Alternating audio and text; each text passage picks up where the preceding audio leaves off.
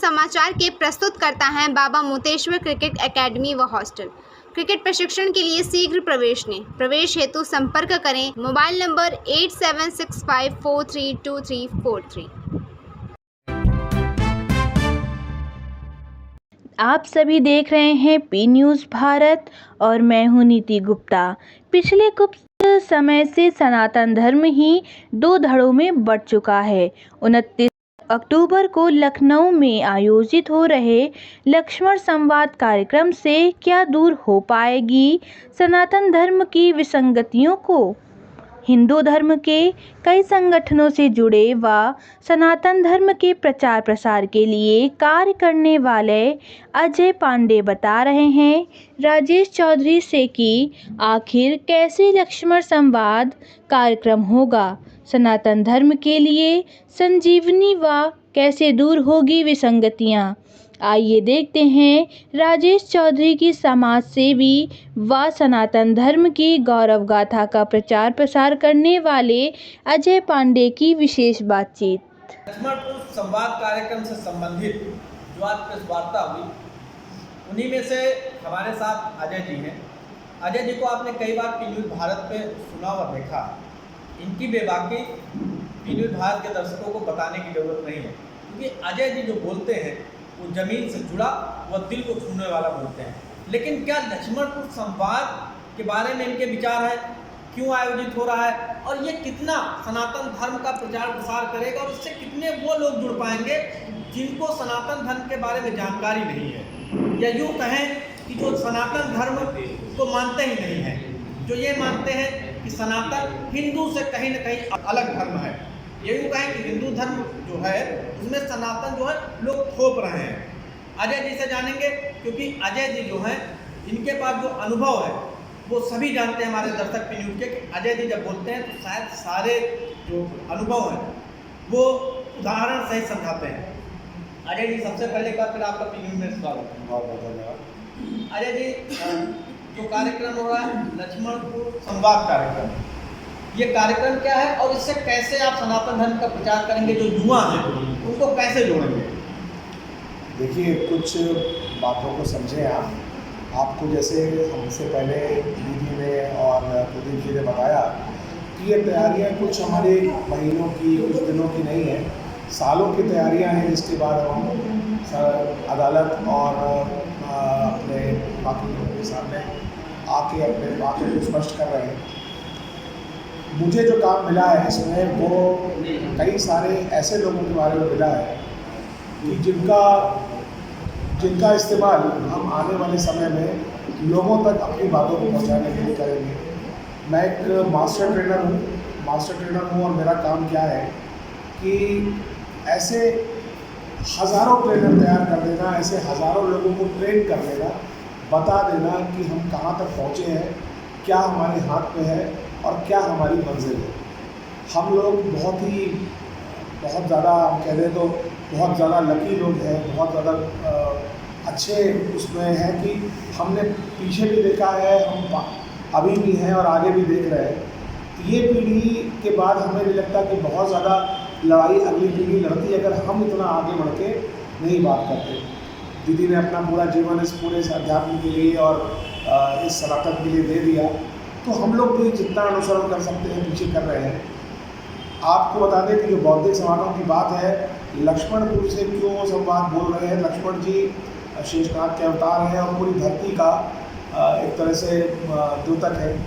तो ये मान लीजिए कि सनातन का जहाँ भी, ये मैं इसको छोटा न करके बहुत कम शब्दों में कह रहा हूँ, सनातन जहाँ तक सनातन का प्रचार प्रसार है और जहाँ तक हमारे मंदिर रहे हैं, हमारे पूजा और आस्था की जगह रही हो, अब चाहे वो हिंगलाज देवी पाकिस्तान में हो और चाहे वो अफगानिस्तान में कोई मंदिर हो, हम इन सारे मंदिरों में के बारे में अपने सनातनियों को बताएंगे। अपनी खोई हुई, दबी हुई, कुचली हुई जो हमारी अस्मिता थी उससे हम बाहर आएंगे। और ये इतना सुंदर समय है कि ये अमृत काल का समय है, जो 75वां साल खत्म हुआ अभी हमारी आज़ादी का। इस अमृत काल के समय में सब कुछ अमृत से भरा हुआ हो रहा है, तो क्यों ना हम अपने सनातन को वो अमृत वापस दें कि हमारे आने वाली पीढ़ियाँ इस बारे में जानें। कि क्या क्या हमने पाया था और क्या क्या हमने खोया है। खोया से ज़्यादा हम इस बात को समझाना चाहते हैं कि क्या क्या हमसे छीना गया।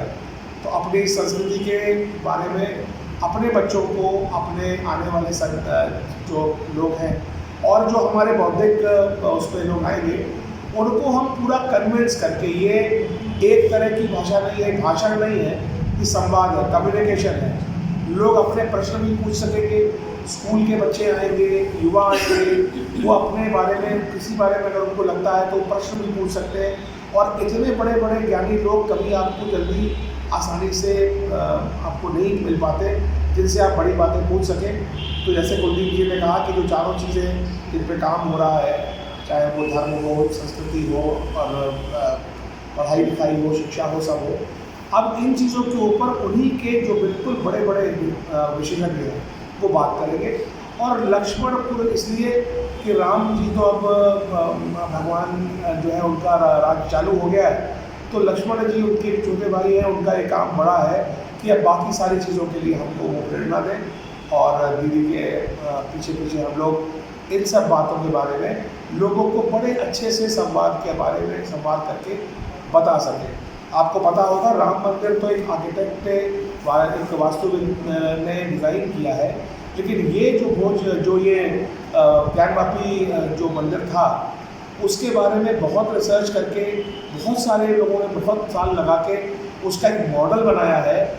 और ये बड़ी खूबसूरत चीज़ होगी, कोई चीज़ हज़ारों साल पुरानी हो और हमें आज दिखाई दे कि हम जब कल बनाएंगे तो क्या बनाएंगे।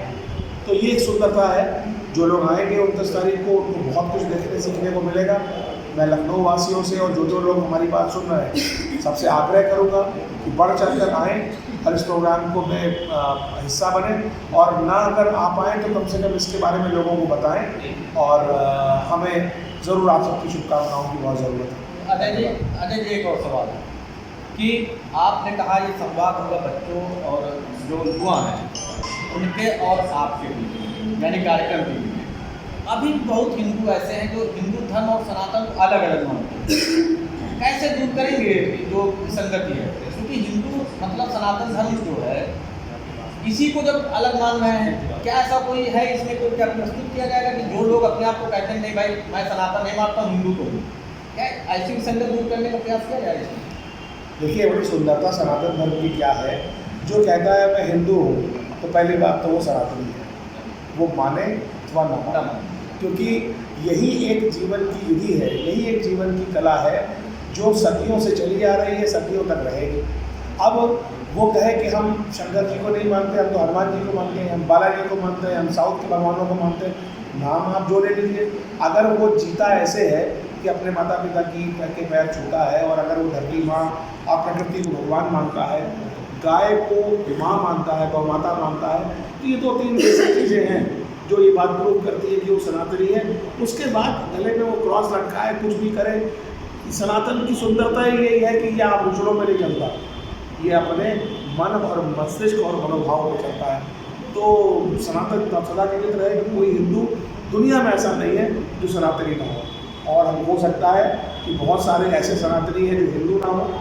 अब आप देखिए पूरे पश्चिम में, वेस्टर्न वर्ल्ड में कितने लोग सनातन धर्म की तरफ खींचे चले आ रहे हैं। वो अभी भी आदि क्रिश्चियन हैं, वो पैदा नहीं हुए सनातनी, लेकिन मन से सनातनी होना शुरू हो गए। तो हम तो सनातन की सुंदरता के बारे में बात करेंगे और यही विचार हमारे आगे होने चाहिए। धन्यवाद। बहुत बहुत